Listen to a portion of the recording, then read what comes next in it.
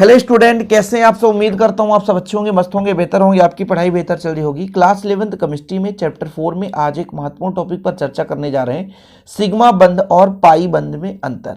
ठीक है, तो ये जो सिग्मा बंध या पाई बंध का निर्माण वो कैसे होता है, वो ऑर्बिटल ओवरलैपिंग से होता है, मतलब अतिव्यापन से होता है।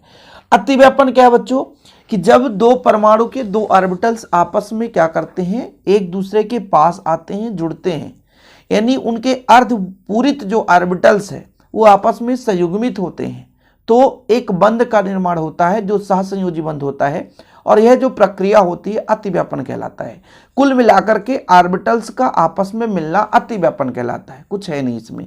संयोजकता बंध सिद्धांत VVT से आपने समझा कि किस प्रकार से अतिव्यापन होता है, क्योंकि सहसंयोजी बंध के लिए या सहसंयोजी यौगिक के लिए ही VVT थ्योरी लाया गया, संयोजकता बंध सिद्धांत लाया गया। उस पर यह समझाएगा कि किस प्रकार से परमाणुओं के ऑर्बिटल आपस में संयोग करते हैं और संयोग करके बंध का निर्माण करते हैं। ये जो अतिव्यापन है बच्चों तीन प्रकार से होता है। एक तो आपका SS अतिव्यापन, यानी S ऑर्बिटल्स S ऑर्बिटल के साथ, फिर SP यानी S ऑर्बिटल P के साथ, और फिर आपका P ऑर्बिटल P, तो PP अतिव्यापन। तो तीन प्रकार से अतिव्यापन होता है। और अतिव्यापन के बाद सहसंयोजी बंध का निर्माण होता है, अतिव्यापन। ठीक है बच्चों, इसी अतिव्यापन से सिग्मा बंध का निर्माण होगा। अब इसमें SS अतिव्यापन का मतलब क्या हुआ कि S ऑर्बिटल के साथ संयोग करेगा। जैसे मैं बात कर लूं H2 की बात कर लूं, यहां पर बच्चों H2 की मैं बात करता हूं। H2 मतलब ये आपका हाइड्रोजन है, और इसमें मैं इलेक्ट्रॉनिक विन्यास की बात करूं तो एक H है मेरे पास, परमाणु क्रमांक 1, तो इसका इलेक्ट्रॉनिक विन्यास 1s1 हो जाएगा। यहां पर मैं इसको देखूं तो S जो ऑर्बिटल्स है उसमें एक इलेक्ट्रॉन है।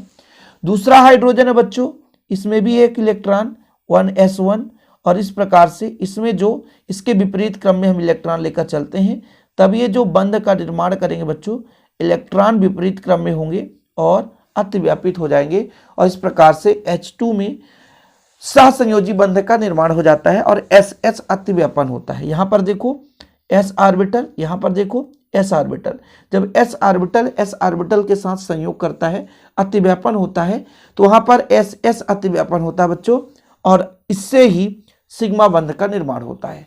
जैसे दो S कक्षक हो गए, एक S कक्षक ये हो गया, ठीक है, और दूसरा S कक्षक ये हो गया, और यहाँ पर ओवरलैपिंग हो गए, एक दूसरे के पास में आ गए, नजदीक आ गए। तो जो ऑर्बिटल्स है भाई साहब, उसमें इलेक्ट्रॉन जो अयुग्मित था अब युग्मित होकर के एक नए कक्षक का निर्माण हो गया, तो यहाँ पर सिग्मा बंध का निर्माण हो जाता है। और इस पे जो अतिव्यापन होता है अक्षीय अतिव्यापन होता है बच्चों। कैसा अतिव्यापन? अक्षीय, एक ही अक्ष पर अक्षीय अतिव्यापन होता है।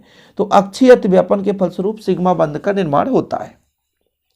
चीजें क्लियर है? समझ रहे हो मैं क्या क्या कह रहा हूं भाई साहब? थोड़ा बहुत तो आप समझना चाहोगे तब तो समझ पाओगे। इसी प्रकार PP में बच्चों, जैसे P में है, ये आपका P का डमरूनुमा है, दूसरा हमारा P का डमरूनुमा, इस प्रकार से एक दूसरे से जुड़ जाते हैं और PP अतिव्यापन हो जाता है। ये कैसे समझोगे? कोई ऐसा एकाध एग्जाम्पल लेकर चलो जिसमें PP अतिव्यापन हो जाए। जैसे मैं मान के चलता हूं N2 की बात करता हूं। N2 में बच्चों नाइट्रोजन का परमाणु क्रमांक 7, 1s2, 2s2, 2p3। अब P में बच्चों 3 इलेक्ट्रॉन है, P में 3 इलेक्ट्रॉन, देख सकते हैं 3 इलेक्ट्रॉन, और तीनों क्या है? अयुग्मित है। जरा ध्यान दो, नजर लगाओ, अयुग्मित इलेक्ट्रॉन है, और ये P कक्षक है। दूसरा N आएगा, इसमें 7 इलेक्ट्रॉन, तो 1s2, 2s2 और फिर 2p3। इसमें बच्चों जो इलेक्ट्रॉन का क्रम है विपरीत करो, तभी जाकर के जुड़ेंगे। क्रम विपरीत कर दो, जरूरी थोड़ी ना कि क्लॉकवाइज ही घूम रहा कि एंटी क्लॉकवाइज, हमने कह दिया विपरीत है। जब विपरीत नहीं होंगे तो फिर बंध का निर्माण ही नहीं होगा, अतिव्यापन ही नहीं होगा बच्चों। तो इस प्रकार से इसमें ये जो P है देख सकते हैं, P के 3 भाग हैं, एक PX, PY, PZ। यहां पर भी बच्चों PX, PY और PZ। तो जब मान लीजिए X और X में अतिव्यापन होगा कुछ इस प्रकार से, तो सिग्मा बंध का निर्माण होगा। लेकिन जब अक्षीय न होकर पार्श्वीय अतिव्यापन होता है तो फिर पाई बंध का निर्माण होता है।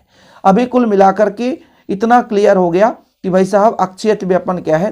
पार्श्वीय अतिव्यापन की बात करता हूं। जैसे मान लीजिए मेरे पास ये 3 अक्ष हैं P के, तो कुछ इस प्रकार से है, ये PY है, और बच्चों दूसरा P कक्षक ये लो, मतलब दूसरे अणु का ये भी p बाई है, ठीक है।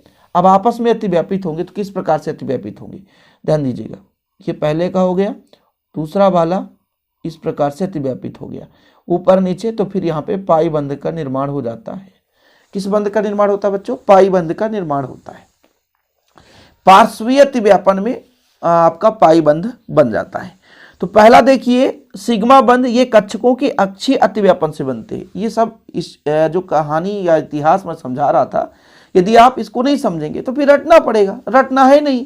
अक्षीय अतिव्यापन मैंने आपको समझा दिया, जिस सिग्मा पाई कैसे बनता है। और ये पार्श्वीय अतिव्यापन, पार्श्वीय अतिव्यापन मतलब ये आपको मैंने जैसे समझाया कि भाई साहब यदि पी तो ये अक्षीय अतिव्यापन हो गया, लेकिन पार्श्वी जब दो जगह जुड़ जाए तो पार्श्व भाग ऊपर नीचे दो जगह साथ साथ जुड़ते तो पार्श्वीय अतिव्यापन कहलाता है।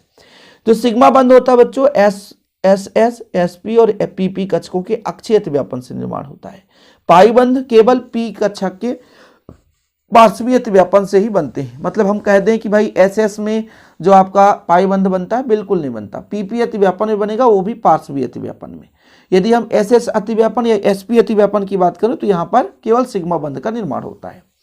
अगला नंबर देखो, अधिक मात्रा में अतिव्यापन होने के कारण सिग्मा बंध एक प्रबल बंध होता है। मतलब ज्यादा मात्रा में सिग्मा बंध ही, पहले सिग्मा बंध ही बनेगा, इसलिए इसको प्रबल मानकर चलते हैं, ठीक है। पाई बंध निर्माण होने वाली पार्श्वीय अतिव्यापन में अतिव्यापन की मात्रा कम होती है, ज्यादा मात्रा में संयोग नहीं होता, इसलिए दुर्बल अतिव्यापन या दुर्बल बंध होता है। सिग्मा बंध से बना आणविक कक्षक नाभिकीय अक्ष के चारों ओर सम्मित होता है, ठीक है। और जो हमारा पाई बंध होता है, इससे जो आणविक कक्षक होता है इलेक्ट्रॉन घनत्व तो नाभिकीय अक्ष के ऊपर और नीचे अधिक होता है। भाई साहब मतलब जैसे पार्श्वी भाग पर जहाँ पर अतिव्यापित होंगे वहाँ पर इलेक्ट्रॉन घनत्व तो अधिक होगा, लेकिन ये सिग्मा बंध है, सभी जगह समान होता है। दो अंतर और देख लो, सिग्मा बंध सापेक्ष परमाणुओं का मुक्त घूर्णन संभव होता है। घूर्णन संभव होता है क्योंकि एक बंध होता है, और जहां पर पाई बंध मतलब सिग्मा के साथ साथ दूसरा बंध भी बन गया, फिर घूर्णन संभव नहीं होगा। अब कैसे समझो, जैसे मान लीजिए किसी वस्तु में एक गांठ बांधो, थोड़ा सा वो उतना ज्यादा नहीं, आसानी से उसको घुमा सकते हो, खींच सकते हो, लेकिन कहीं पे दो गांठ बन गया तो फिर दिक्कत हो जाती है। यही चीज यहाँ पे आपका है। किसी अणु में सिग्मा बंध अकेला या पाई के साथ होगा, लेकिन पाई बंध हमेशा सिग्मा के साथ होगा। समझ रहे हो, मतलब सिग्मा अकेला भी रह सकता है और पाई के साथ में भी रह सकता है, लेकिन पाई अकेला कभी नहीं रह सकता, रहेगा तो सिग्मा के साथ ही रहेगा। क्योंकि भाई साहब पहले सिग्मा बंध का निर्माण होता है, फिर पाई बंध का निर्माण होता है। तो ये आपको कम से कम 4 अंतर तैयार कर लेना है बच्चों, क्योंकि काफी महत्वपूर्ण है और आपके एनुअल एग्जाम के लिए तो और बहुत ही इंपॉर्टेंट बन जाता है। और इसी प्रकार वीडियो पाने के लिए चैनल को हमारे सब्सक्राइब जरूर कर लें। मिलते हैं अगली वीडियो के साथ। जय हिंद, वंदे मातरम।